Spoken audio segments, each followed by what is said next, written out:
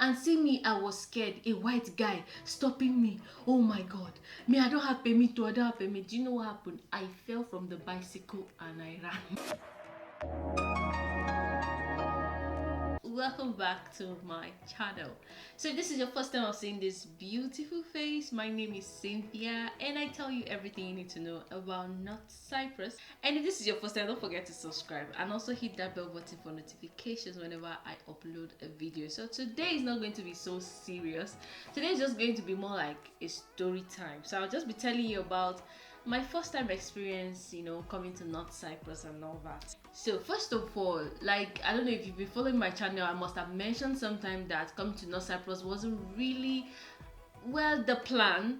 I just wanted to leave the country. Like, I really needed to leave the country. So it just happened that one day I was just coming back from the market and I passed by a cyber cafe and I saw this study abroad poster outside their door. I didn't take it serious. I just took a picture and I moved on. So afterwards, one day I was just in my office, I just decided to call the number. So I called the number and my agent picked the call. Shout out to Mr. Steve of Study Abroad. So I called him. He told me he's in Abuja, but he'll be coming into Aba one time, maybe next week or next 2 weeks or so. So when he came into Aba, he called me and I went to his office and we talked. He told me about different countries. North Cyprus was not even there. So he mentioned, I was like, these ones, they are so expensive, I cannot afford it and all that. Then he now told me, what if you want a cheap one? There's an affordable country, North Cyprus. I'm like, okay, where is that? What's it about? So he now told me about North Cyprus. I'm like, okay, just to leave the country. I just needed to leave the country. And at that time, I was rounding up my HND. And while I was rounding up, I just wanted to round up and leave the country immediately. I didn't have plans of serving because I was already working for the government, so I had a chance of being exempted from service. So I eventually, started the procedure and like play. North Cyprus showed up, and then I went for my visa interview in Abuja, did all the procedures, Thank you so much, Mr. Steve. At this point, I was doing all these procedures. My parents, they didn't know about it. So because I had some money and I could run it, I was like, okay, why not just get this thing first of all? So that if it's fraud, you just, close your mouth and, forget about it. Then I did it and luckily it was genuine. And then, so I met with my mom. I told her, oh, mommy, I gained admission abroad. Okay, first I called my auntie because she's like my 5 and 6. So I called her. She was so happy. She said, you must go, you must go, you must go. So I went on to tell my mom and she was like, no, it's a fraud. No, these people are fraudsters and all that. So I told her, mommy, it's genuine. Like, I got the admission. I've seen my acceptance letter. It's genuine. She said, it's a lie. She took the acceptance letter to her office, spoke with her colleagues, and Nigerian mothers, everybody expressed their own distrust. It's fraudsters. These people are your people and all that. My mom came home with the same is wayo. I told her, mommy, I'm willing to take the risk. I'm willing to take the risk to travel out. So eventually I was supposed to pay my school fees. Where was I going to get that kind of money from? Like, my salary wasn't enough to get me like 650,000 naira. Hey, yeah. So I told her in case, she would want to sponsor me, make I go abroad. But then mom was like, it's fraud. I cannot take that kind of money and give somebody. So I went on to talk with my uncle, my mom's younger brother, because he is widely traveled, and if there's someone that will convince my mom, it's him. So he called the registrar department and they confirmed my admission number, everything, and he confirmed it was genuine. He now came to my mom like, allow this girl to go, allow this girl, it's genuine, I've called them. And I play, I zoomed off. So when I got to North Cyprus, well, the rush, because it was actually my first time of entering the plane. It was actually my first time of leaving the country. I've only traveled within Nigeria, of which I've not really gone like as far, just within east or east and west. I think I visited the north only once. So I traveled out, the excitement of leaving the country, all the customs and everything. I was so excited. I just wanted to leave the country. So I did. I got to Cyprus, and should I say I was disappointed? No, I wasn't, because it's the first abroad I have seen. Was my expectations met? No, it's not like the abroad I used to see in the movies. I wasn't judging Cyprus from the airport because, well, which airport have I even seen before? So I was kind of excited, though it wasn't as busy as I thought, because when I landed at Istanbul, it was massive, it was big, it was a lot. And I didn't really stay long in Istanbul because the flight that was booked for me, the connecting flight, was sharp, sharp, sharp, sharp. So I didn't really spend time. But you know how busy Istanbul airport was? I was like, oh, I'm going to the abroad. I got to Ejan. Ejan was very empty. I would say empty. It's just our flight that landed. That's in. I said, okay, it's a peaceful place, it's a quiet place. Maybe there is a bigger picture in the other side. So we checked in, student this, we just checked in. They checked our passport, stamped us in, we came in. So on reaching, I didn't know anybody here except a reference. I met a friend back in Nigeria and she gave me her sister's number. So she was the only person I knew, and I didn't know her personally. It was just a first time experience of meeting somebody for the very first time. So she wasn't coming to meet me at the airport. She just said, when you get to this place, you call me, or that kind of thing. So I got to the airport. First of all, I was like, okay, I need to call my people to tell them I've gotten to the abroad. So I bought a SIM inside the airport. As a matter of fact, please don't do this. Don't buy SIM inside the airport. If you're a student, you can come. The school will give you free SIM card. Please don't buy SIM card at the airport, I beg. So I bought SIM at the airport, and it was expensive AF. Like, it was really expensive. So when I bought this SIM card, I put it into my phone and I called my family. I've reached. So when I went outside, so I was not surprised because I heard that there will be school bus waiting outside. So I didn't know that before the school bus comes to pick you up, you already have to book that they should come and pick you up. So when I came outside, I didn't see anybody. I was not confused. How am I going to go to this place? How am I going to go? I didn't even know anything. I didn't know anybody. So I was confused. Luckily, there was another confused person beside me. So both of us confused people. We discussed. He was also a Nigerian. So we talked and he said, oh, let's enter taxi. Second mistake, we entered taxi and the taxi guy charged us a hell of money. Like, he charged us crazily. But at that time we had dollar. What are you saying? And we are sharing taxi, we can split the money, but the guy charged us like crazy. So when we got into the taxi, as we were passing by the roads, I'm not seeing houses, I'm not seeing anywhere. It's just bushes, and it's not like it's bushes or like better bush or forest. I'm seeing plain field, like plain dry field. I was like, is this the abroad? Because I was expecting skyscrapers, double coaches, you know what I'm talking about, like London based kind of abroad. That was what I was expecting. But man, we drove into town. I was still looking and glaring and looking around to see the abroad. We drove for like 45 minutes. I was still looking for the abroad. Like, I did not see the abroad till we eventually got to the school. So he has driven us to the school, now asked us, where are you going? We didn't know where we were going to. We didn't even know where new students used to come around. So we flagged the black person like that was passing by. We asked the person, we are new, where are we going to? Where will we go to? So the guy now directed us to the international office. So we went to the international office. We sat at the reception, spoke with the receptionist. She said we should sit down. We sat down, and over time we met with some people. There were other new students there. All of us carry our bags like Johnny just come. So when they now came around, they told, the people that had accommodation, they took them to their accommodations. But we that did not have accommodation, we were like, we didn't know what to do. No apartment payment, no nothing, nobody. We didn't know anybody, nothing. So they now told us they're going to lodge us in the school dormitory. Then we're going to stay there for, I think, a day. And then if we like the place, the next day we have to pay. So they took us to the dormitory, they had a shuttle that took us there. We went there. So initially they lodged us at the guest house.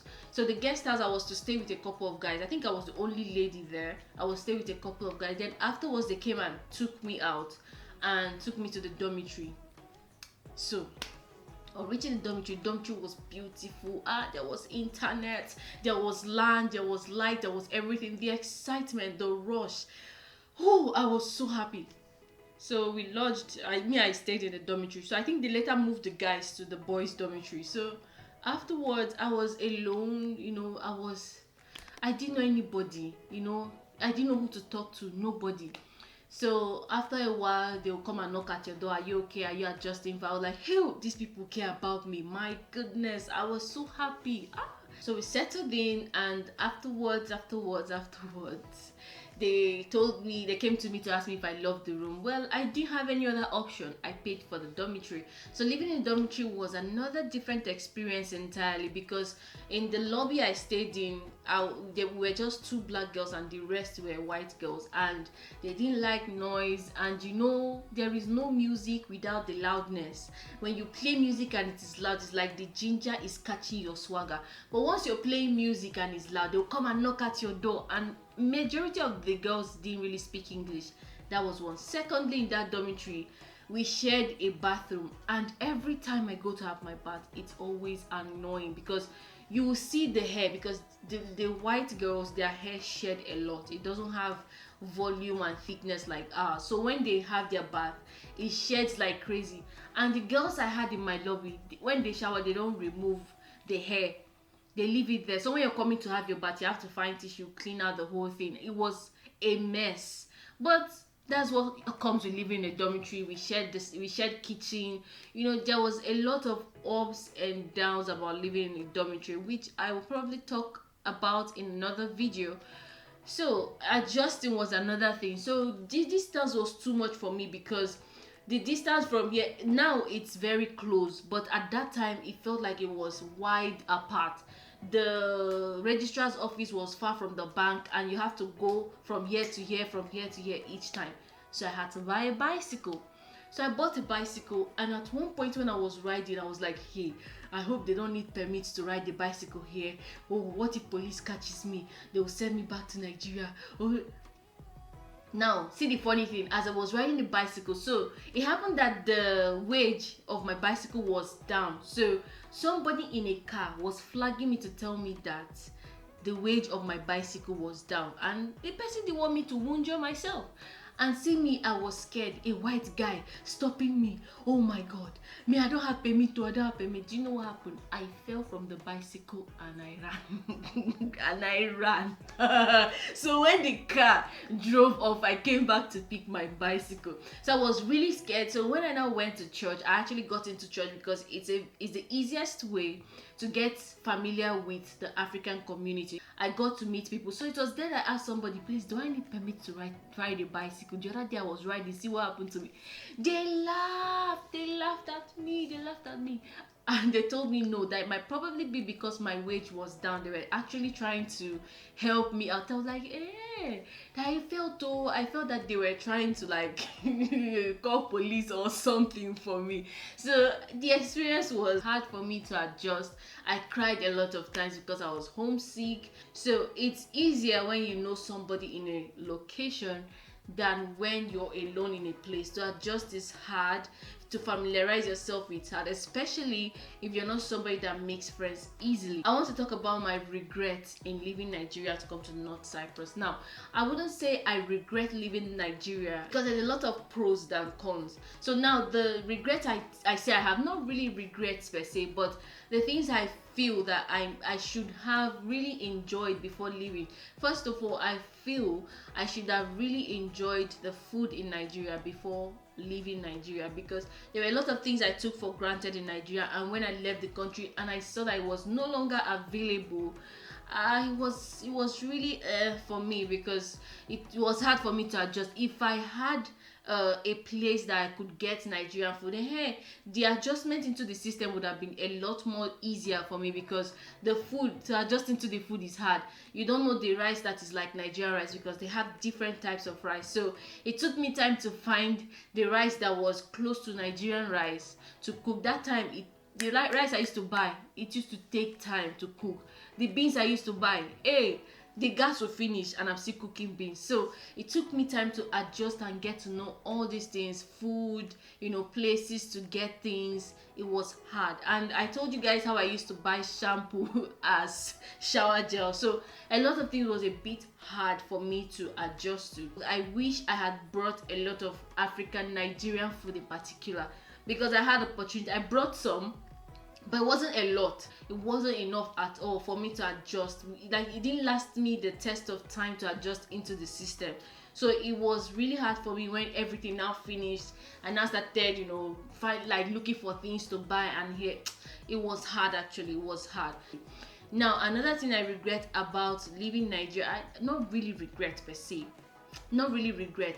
I wish I didn't come with clothes. Like, I wish I didn't buy clothes in Nigeria, because the clothes I bought eventually when I came here, they were useless. They were like as good as I didn't buy clothes, because I could still feel cold. I needed to double those clothes to feel warm. Of which, if I had saved that money I spent to buy clothes in Nigeria, if I had come here, I would have bought better clothes that would suit the weather that I was coming to. So if you're not sure of the clothes to buy, please don't buy. When you get here, you can buy the clothes you want to buy, because I really spent quite a lot of money buying a lot of nonsense, and when I came here, it was no longer useful to me. That's another thing I feel I regret. Now, another thing is, if you are not having money forthcoming from home, and you're alone here, it's going to be hard for you to adjust, because there is nowhere for you to get money, and sometimes it's hard to find work. So it's really hard for you to adjust in that situation. Like, nobody to help you, no friends to help you, no money coming from home.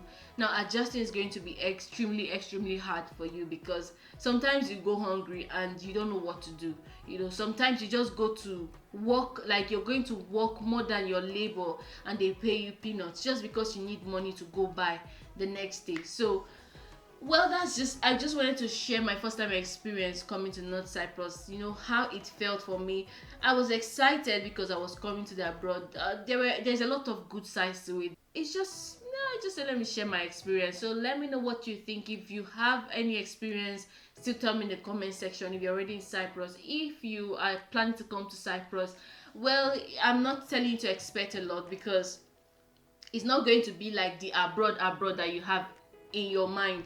It's not going to be like the whole US and UK kind of abroad. It's going to be like a small place, with small people, locals, friendly people. You're not going to expect skyscrapers and all that. You're going to expect very normal, regular buildings.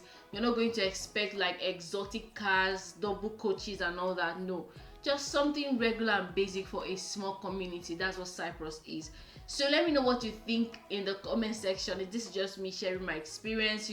I just let you know that maybe if you're passing through this thing now, you're not alone. Someone has gone through it, people have gone through it, and you will definitely come out of it and adjust into the system. So be sure to tell me what you think in the comment section. Share this video with your friends, and don't forget to subscribe if you haven't subscribed, and hit the bell button for notifications whenever I upload a video. So till I come your way again with another video. Peace.